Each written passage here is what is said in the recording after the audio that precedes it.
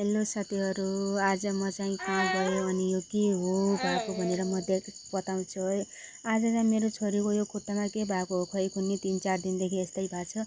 पहिले त सानै थियो अनि आज मैले चाहिँ त्यतिकै वास्ता गरेन हो कुनै त्यो चोटपटक लागेको होला भन्ने सोचेँ मैले। अनि त्यसै त्यति मतलब गरेन। अनि आजभोलि अनि 3-4 दिनपछि त त्यो धेरै धेरै बढ्दै गयो। अब के भएको हो भनेर मेडिकलतिर देखाउन गएँ हाबेतिर। अनि डाक्टरले भन्नुभयो आजभोलि यस्तै इन्फेक्सन फैलिएको छ अनि साबुन युज नगर्नु, एकअर्काको कपडा युज नगर्नु भन्नुभयो। अनि ट्युब दिनुभयो। अनि त्यसपछि हामीहरू चाहिँ आयौँ साथीहरू। अनि त्यो घरबाट बाहिर गएपछि पसलमा केही नखाने त कुरै भएन। फेरि त्यसमा बच्चाहरू साथमा भएपछि त बच्चाहरूको मन त झन् पसलतिरै हुन्छ। अनि मेरो छोरीले त्यो बुम बुम के कुरकुरेहरू उनीहरूको खाने, मलाई त त्यति थाहा पनि छैन। अनि त्यो लियौँ बहिनी हामी दुइटाले सबैले मिलेर खायौँ। अनि त्यसपछि हामीहरू घरतिर आयौँ।